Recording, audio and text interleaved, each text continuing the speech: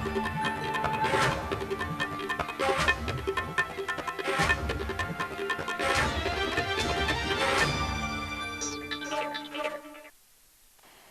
आप देख रहे हैं न्यूज इंडिया। मैं हूं आपके साथ शिवानी पांडे। उत्तर प्रदेश के मुख्यमंत्री योगी आदित्यनाथ ने टीम 11 के साथ बैठक की। बैठक में रेड जोन, ऑरेंज जोन और ग्रीन जोन को लेकर मुख्यमंत्री ने अधिकारियों के साथ विस्तार से बात की है। इन्हीं जोन की रिपोर्ट के आधार पर 3 मई के बाद लॉकडाउन खोलने या ढील देने का फैसला किया जाएगा। कोरोना महामारी के चलते कई मल्टीनेशनल कंपनियां चीन से अपने व्यापार को समेट कर एशिया और भारत की ओर रुख करना चाहती हैं। उत्तर प्रदेश में निवेश की अपार संभावना है। उत्तर प्रदेश में मल्टीनेशनल कंपनियों को आमंत्रित करने के लिए सीएम योगी के निर्देश पर उत्तर प्रदेश के सूक्ष्म लघु मध्यम उद्योग मंत्री सिद्धार्थनाथ सिंह ने वीडियो कॉन्फ्रेंसिंग के जरिए 100 अमेरिकी कंपनियों के प्रतिनिधियों के साथ बात की। उन्हें उत्तर प्रदेश में निवेश के लिए ऑफर भी दिया है। हमारे सहयोगी मनीष कुमार मिश्रा ने प्रदेश के सूक्ष्म लघु मध्यम उद्योग मंत्री से एक्सक्लूसिव बातचीत की है। उत्तर प्रदेश के सूक्ष्म लघु उद्योग और खादी प्रसंस्करण मंत्री सिद्धार्थनाथ सिंह जी ने कल वीडियो कॉन्फ्रेंसिंग के जरिए अमेरिका की 100 कंपनियों से जो Bharat India America strategic partnership उससे वीडियो कॉन्फ्रेंसिंग के जरिए बात की और उत्तर प्रदेश में निवेश को लेकर विस्तार से चर्चा की है। उसी पे हम बातचीत करेंगे सिद्धार्थनाथ जी से। कल आपकी चर्चा हुई और इसके पहले भी आप लगातार अमेरिका के जो बड़े उद्यमी हैं उनसे संपर्क रहा है, लगातार प्रतिनिधिमंडल उत्तर प्रदेश आता भी रहा है। कल आपकी हुई है। ऐसे में जहां एक तरफ चीन से लोगों का रुझान खत्म हो रहा है और वो एशिया की तरफ देख रहे हैं, तो कल की जो अहम बैठक हुई है उससे कितना लाभ मिलेगा भारत को?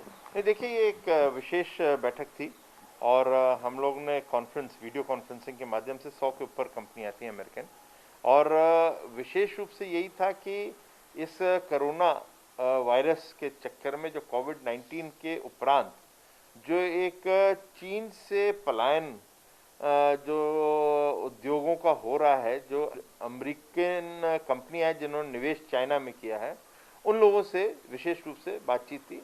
उन लोगों से समझना था कि उनको क्या चाहिए, क्या आवश्यकता है, हमें अपनी पॉलिसी किस तरह से उसमें बदलनी पड़ेगी, और उनके साथ एक कॉन्फिडेंस लेवल बढ़ाना था। तो वो सब शुरुआत हुई है, क्योंकि मुख्यमंत्री जी का ये आदेश भी था कि हम लोग इसको संपर्क में लेना शुरू करें।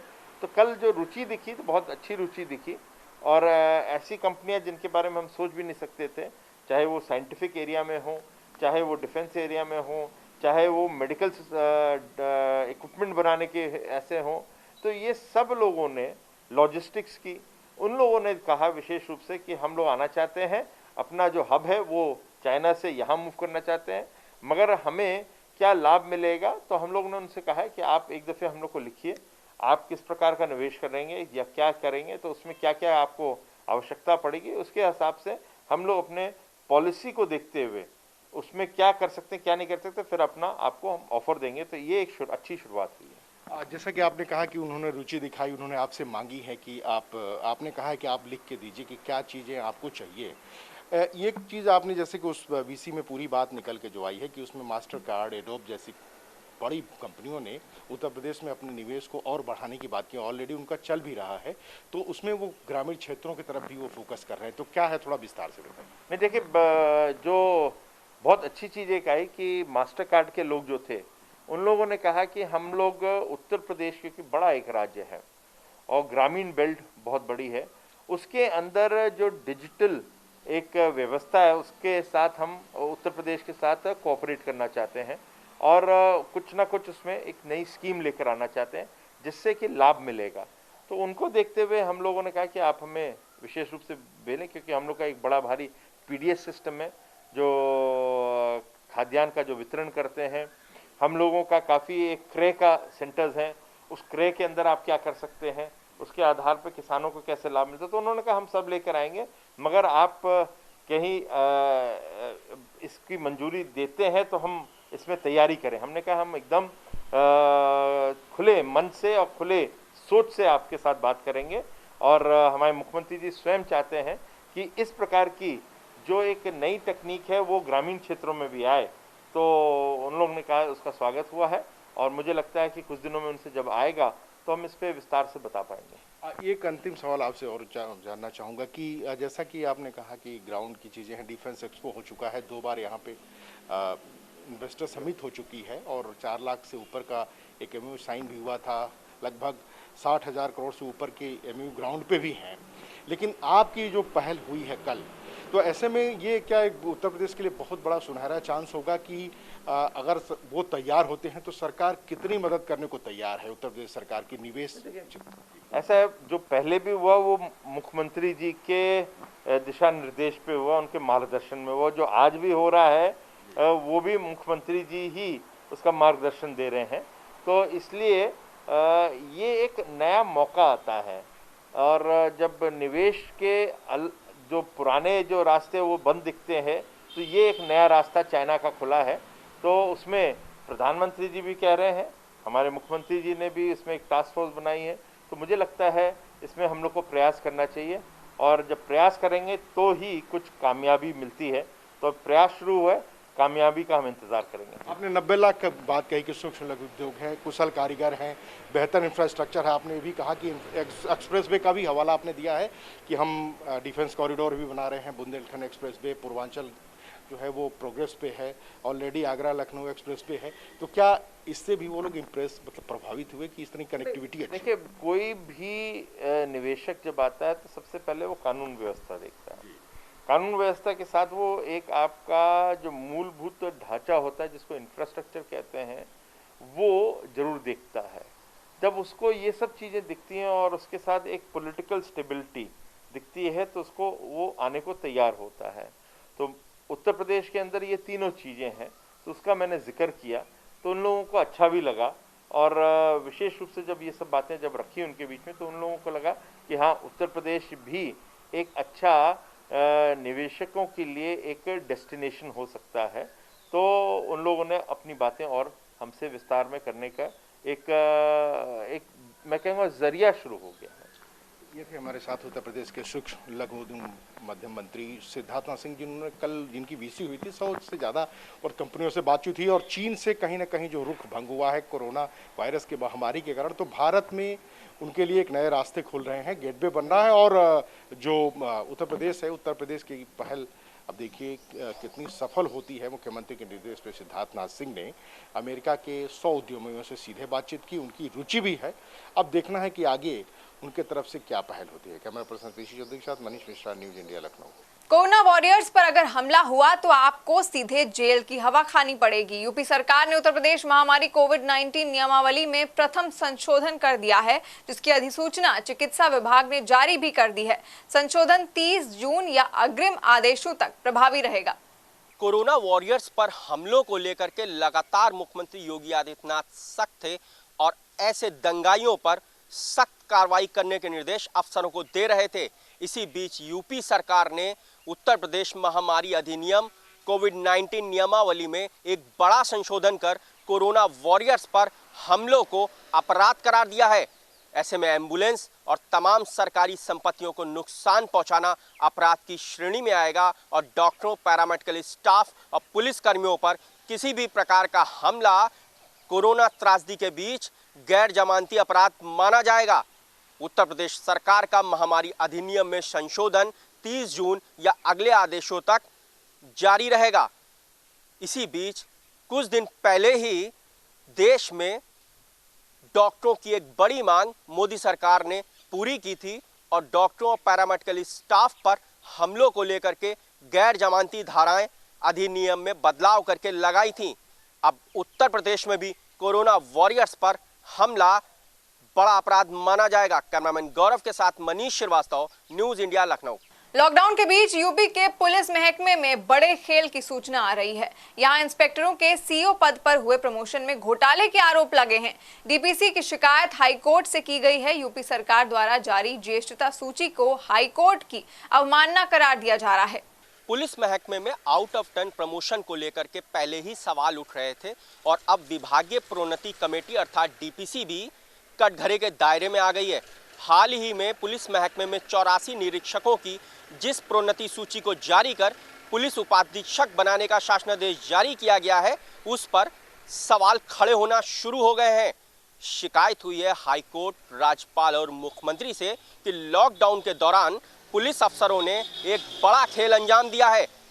हाईकोर्ट बंद था, इसलिए कोई रिट याचिका न कर पाए, इसी दौरान ये पूरी प्रक्रिया पुलिस महकमे में अंजाम दी गई, जबकि आउट ऑफ टर्न प्रमोशन को लेकर सपा सरकार में ही रिट याचिका हाईकोर्ट में दाखिल हुई थी, जिसमें हाई कोर्ट ने साफ तौर पर निर्देश दिए थे कि आउट ऑफ टर्न प्रमोशन को लेकर के किसी भी प्रकार का लाभ ऐसे पुलिसकर्मियों को नहीं दिया जाएगा।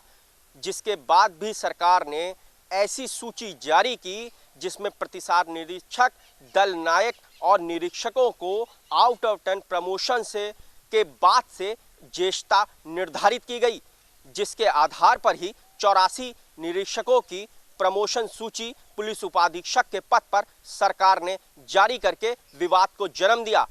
ऐसे में देखना लाजमी होगा अब हाई कोर्ट इस मामले पर क्या रुख अपनाता है।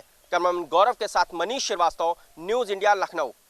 सोशल डिस्टेंसिंग और तमाम जरूरी सुरक्षा उपाय ही कोरोना को मात दे सकते हैं। इसी बीच लखनऊ में पूर्वोत्तर रेलवे की ऐशबाग कोचिंग डिपो में कोरोना वॉरियर्स सम्मान से नवाजे गए। 2 कर्मियों ने कॉन्टैक्टलेस हैंड वॉश सिस्टम इजाद किया है। इसे बिना छुए ही हाथ धोया जा सकता है। जहां सैकड़ों कर्मचारी काम करते हों, वहां के लिए ये वाकई बेहद कारगर है। हमारे साथ पूर्वोत्तर रेलवे के 2 कोरोना वॉरियर्स हैं, जिन्हें रेलवे ने सम्मानित किया है कोरोना में बेहतर काम करने के लिए, और इन्होंने एक बहुत शानदार आविष्कार किया है। मैं आपको बताना चाहूँगा, हमारे साथ उदय राज मीणा मौजूद हैं। उदय जी, ये बताइए कि क्या है ये सिस्टम और ये किस तरह से काम करता है? ये जो सिस्टम है, इसका नाम हमने यहाँ पे रखा गया है फुट फेडल कॉन्टैक्टलेस हैंड वॉश सिस्टम।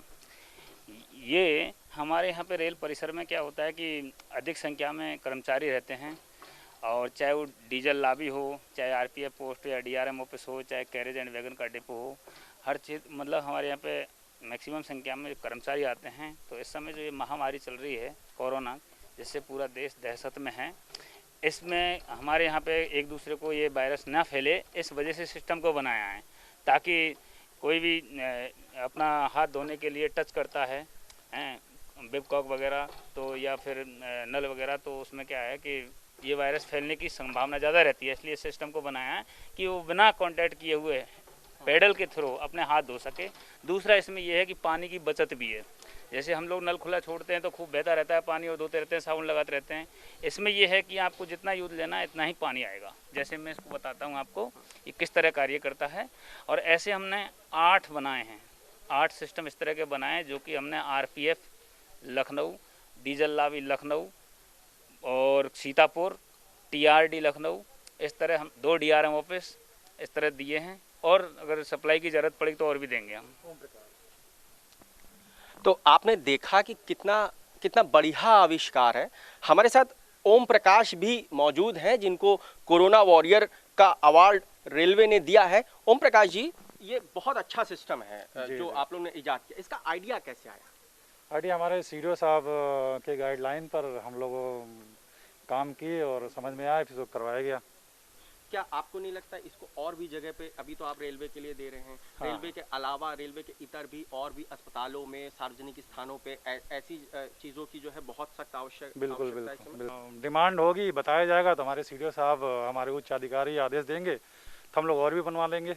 आपने देखा कि हमारे साथ 2 कोरोना वॉरियर्स हैं, इन्होंने बताया कि किस प्रकार से इसका आविष्कार हुआ है, और कोविड-19 के दौर में जो अभी लोगों में बहुत ज़्यादा पैनिक है, अगर ऐसी चीज़ें जिस प्रकार से सोशल डिस्टेंसिंग लोग फॉलो कर रहे हैं, और ये तरीका बताया जा रहा है कि ये आप फॉलो कीजिए, और तमाम ऐसे बचाव के तरीके डॉक्टर्स बता रहे हैं, हैंड वॉश भी कह रहे हैं, सैनिटाइज़र कह रहे हैं, लेकिन ये जो तरीका है ये वास्तव में बहुत ही शानदार रेलवे ने इजाद किया है। हमारे साथ ऐशबाग कोचिंग डिपो के चीफ ऑफिसर हैं अमित कुमार राय जी। सर, ये जो सिस्टम बना है ये आप लोगों की गाइडलाइन में बना है, तो हम थोड़ा सा ये जानना चाहते हैं, क्या रेलवे के अलावा भी इसको और जगहों पे सप्लाई होना चाहिए?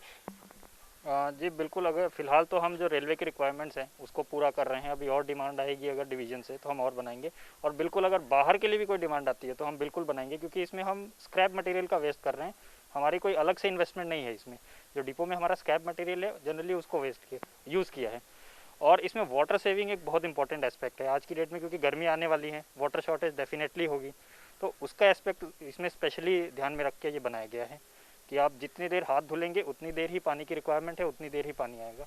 कहते हैं आवश्यकता ही आविष्कार की जननी है, और इस कहावत को चरितार्थ किया है ऐशबाग कोचिंग डिपो के 2 कोरोना वॉरियर्स ने, जिन्होंने कॉन्टैक्ट लेंस ये हैंड वॉश सिस्टम बनाया है, जिसको सरकार को उन जगहों पे इंस्टॉल कराना चाहिए जहां पर भारी तादाद में कर्मचारी काम करते हैं। कैमरामैन गौरव के साथ मनीष श्रीवास्तव, न्यूज़ इंडिया, लखनऊ। फिलहाल के लिए इतना ही, लेते हैं एक छोटा सा ब्रेक, जल्द लौटेंगे।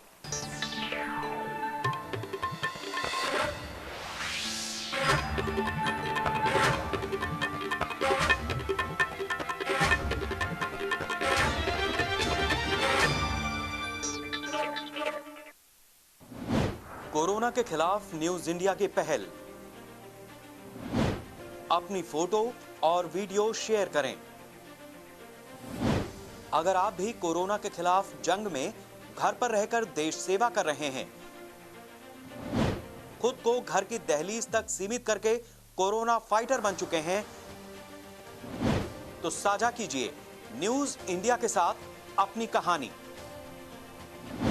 आप अपने वीडियो संदेश, अपनी फोटो भेजिए न्यूज इंडिया को। हम दिखाएंगे कोरोना के खिलाफ आपकी जंग। अपने वीडियो और फोटो संदेश साझा कीजिए WhatsApp number 9621739500। NIMS Institute of Management and Computer Science is committed to groom the young generation with appropriate skills in emerging technology and strives to create leaders and entrepreneurs. Industry requirements are met by adopting a need-based syllabus and pedagogy involving case-based teaching, industrial projects, guest lectures by eminent experts and industrial visits. Students and faculty benefit alike from heavy engagement of industry experts in various activities of the Institute. NIMS School of Computer Science and Information Technology offer undergraduate, postgraduate, and MPhil, PhD, and diploma programs in different streams like machine learning and its application, operating system, database management system, networking, VLSI design, cloud computing and computer networks, electronics and information technology, etc. I have done my BTech and MTech from NIMS University. Now I am pursuing MBA from NIMS University as well. By these lines, you can understand that how much I am in love with this university. NIMS Institute of Management offers a bouquet of undergraduate, postgraduate, MPhil, and PhD programs in different flavors of management like core management, human resource, economic, finance and marketing, as well as challenging areas of energy, supply chain, and retail management. NIMS Institute of Management and Computer Science facilitates advanced lecture theaters with high-tech projectors, high-end computer labs, well-qualified faculty, guest lectures by industry expert, skill development, industrial visits, exposure of presentations. It has been our constant endeavor to mold our students not merely as professionals but also successful entrepreneurs.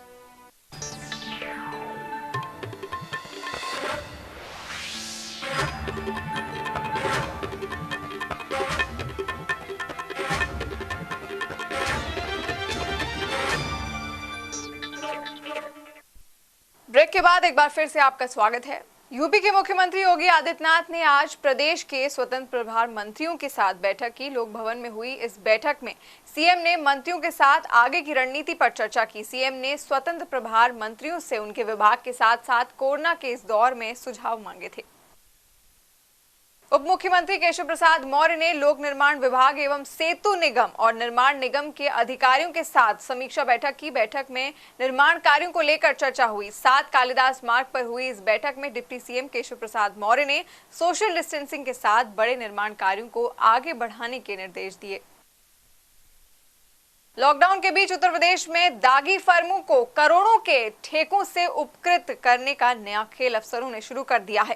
खासतौर पर प्रदेश के अस्पतालों और medical कॉलेजों में oxygen supply का tender उस Pushpa sales जैसी दागी कंपनी को देने की साजिशें शुरू हुई, जिसके ऊपर मुख्यमंत्री योगी आदित्यनाथ के गोरखपुर मेडिकल कॉलेज में ऑक्सीजन सप्लाई में गड़बड़ी से दर्जनों बच्चों की मौत का संगीन आरोप है। टेंडर घोटाले की शुरुआत मेरठ से होती है, जहां एलएलआरएम कॉलेज में 28 दिसंबर 2019 को गायनी ओटी में ऑक्सीजन पाइपलाइन के लिए राजकीय निर्माण निगम ने टेंडर निकाला। यहां गोरखपुर मेडिकल कॉलेज में बच्चों की हत्यारिन company Pushpa sales private limited को टेक्निकल के बाद फाइनेंशियल बिड में भी पास कराया गया। कंपनी के ऊपर एफआईआर है। इससे जुड़ी सीवीसी गाइडलाइन कूड़े के ढेर में फेंक दी गई।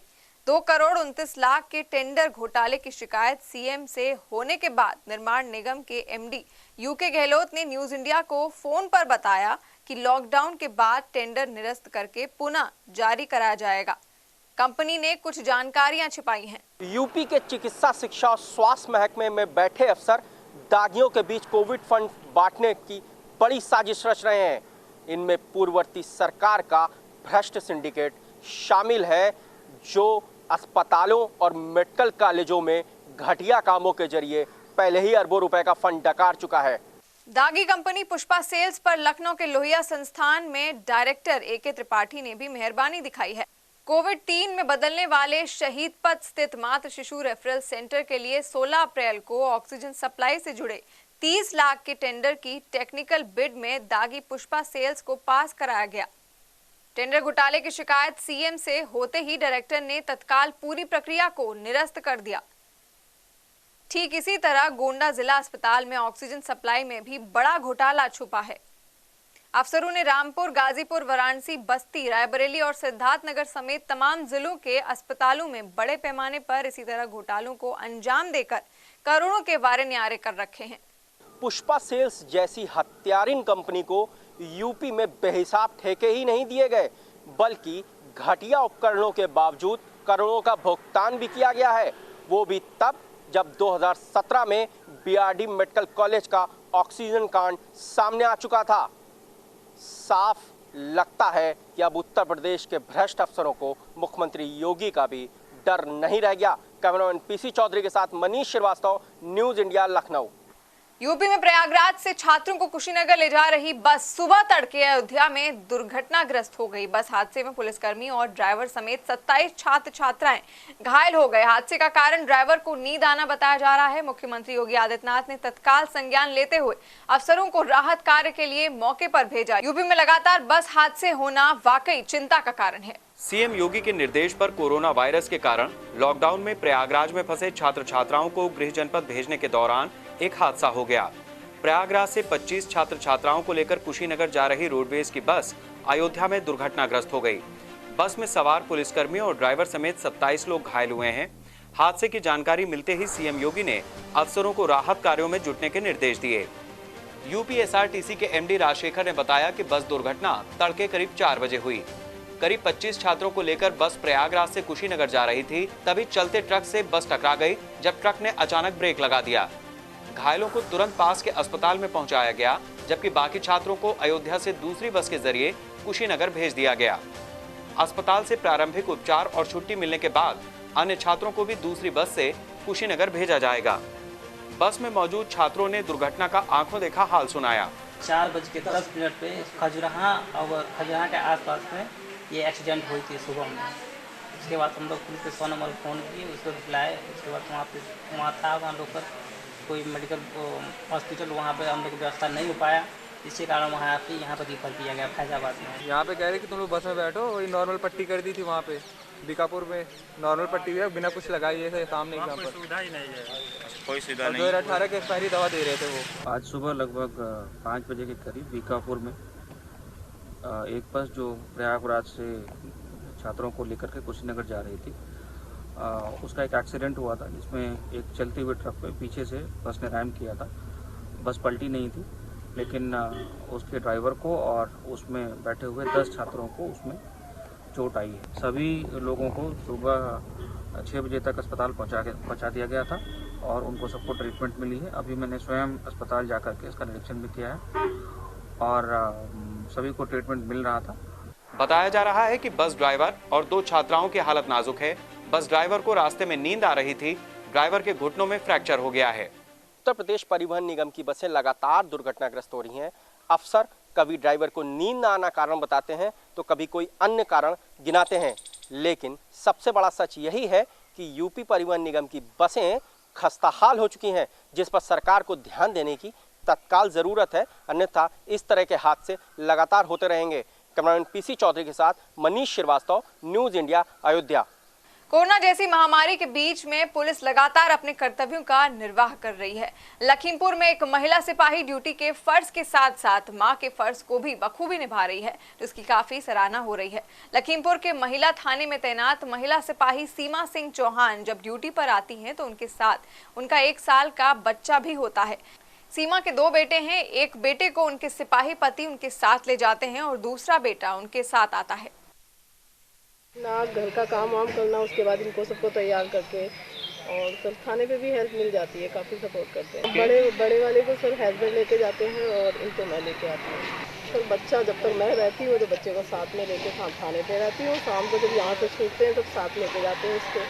बलरामपुर के विमला विक्रम महाविद्यालय से 2 नेपाली युवक फरार हो गए। दोनों युवक क्वारंटीन किए गए थे। 20 अप्रैल को मुंबई से आने के बाद युवकों को एसएसबी के जवानों ने पकड़कर पुलिस के हवाले किया था। युवकों के फरार होने के बाद प्रशासन में हड़कंप मचा हुआ है। मामला बलरामपुर के थाना पचपड़वा का है। घटना के बाद बलरामपुर प्रशासन ने नेपाल प्रशासन को जानकारी देने की बात कही है।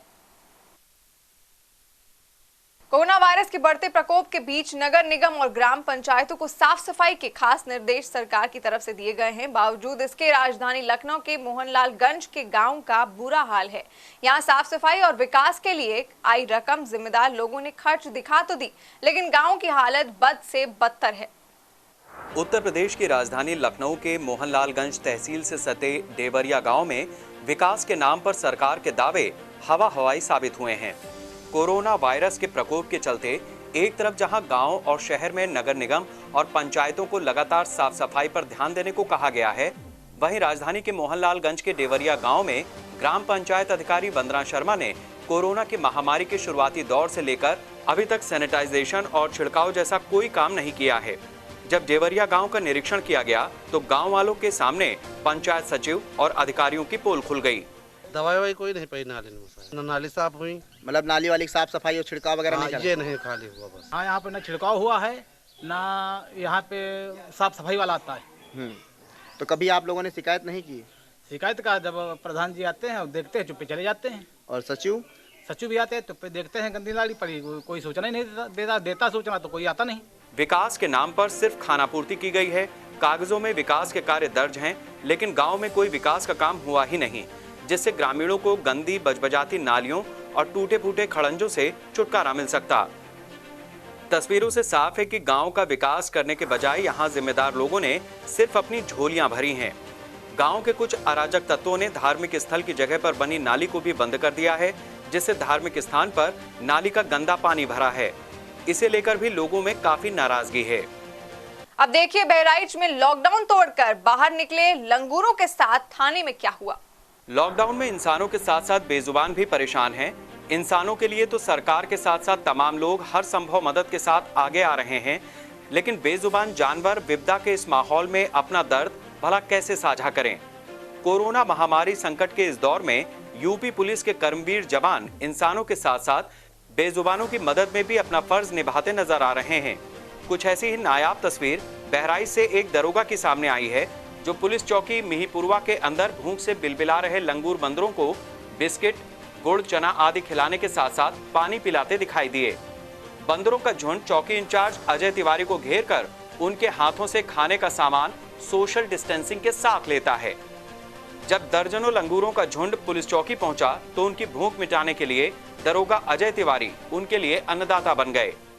जनपद शाहजहांपुर के जलालाबाद में ढाबे पर काम करने वाला एक नेपाली युवक मृत पाया गया। जलालाबाद के फरूखाबाद रोड पर स्थित वर्मा ढाबे पर नेपाल निवासी कारीगर का शव संदिग्ध अवस्था में शौचालय में मिला।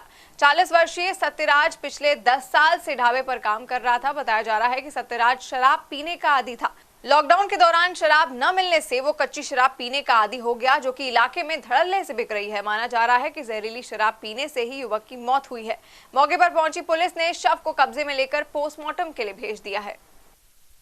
हमारे पास नहीं होश में आया था 11 बजे करीब 11-12 कि एक कारीगर है बाथरूम लेटरिन में अंदर बंद है, कोई एक्टिविटी नहीं चल रही, देखो आके। जब यहाँ देखा तो बाहर बंद था, तो पुलिस को सूचना दी, परिवार वालों को सूचना दी। बदायूं में एसडीएम सीपी सरोज और तहसीलदार समेत सीएचसी अधीक्षक बिसौली ने जिले में कई स्थानों पर छापेमारी की। छापेमारी की कार्रवाई में होमो क्लिनिक और गौड़ हेल्थ केयर को सील कर दिया गया। रजिस्ट्रेशन के कागजात न दिखा पाने पर नोटिस देकर 3 दिन में स्पष्टीकरण मांगा गया है। प्रशांत बनर्जी, सामुदायिक स्वास्थ्य केंद्र बिसौली के चिकित्सा अधीक्षक। कल हम लोग एसडीएम सर और तहसीलदार के पक्ष में निरीक्षण किया था। उसमें उनके रजिस्ट्रेशन नहीं थे और सर्टिफिकेट्स तो थे, लेकिन रजिस्ट्रेशन नहीं था, इसीलिए हम लोगों ने उसको सील किया है। होमिक क्लिनिक और गौड़ हेल्थ केयर, उनको चेतावनी दी गई है और उनको नोटिस भी दिया गया है। 3 दिन का टाइम दिया गया है सारे सर्टिफिकेट देने के लिए। कोरोना संक्रमण से बचने को पीपी किट का इस्तेमाल किया जाता है, मगर इसका प्रयोग सावधानी पूर्वक किया जाता है और अगर इसे प्रयोग में लाने के बाद सड़क पर फेंक दिया जाए तो इससे संक्रमण फैलने की संभावना बनी रहती है। लेकिन स्वास्थ्य विभाग को इससे कोई मतलब नहीं है। मामला संभल जिला अस्पताल का है, जहां अस्पताल के मुख्य गेट पर पीपी किट पड़ी मिली। अस्पताल के मुख्य गेट पर पीपी किट मिलने से हड़कंप मच गया। आनन फानन में स्वास्थ्य विभाग के कर्मचारी दौड़े और गेट पर पड़ी किट को उठाकर कब्जे में लिया। इसके बाद उसे सुरक्षित कूड़ेदान में डाला गया। संभल जिले में अब तक 20 पॉजिटिव केस निकल चुके हैं। तो फिलहाल के लिए इतना ही। देश और दुनिया की ऐसी तमाम खबरों के लिए आप देखते रहिए न्यूज़ इंडिया। नमस्कार।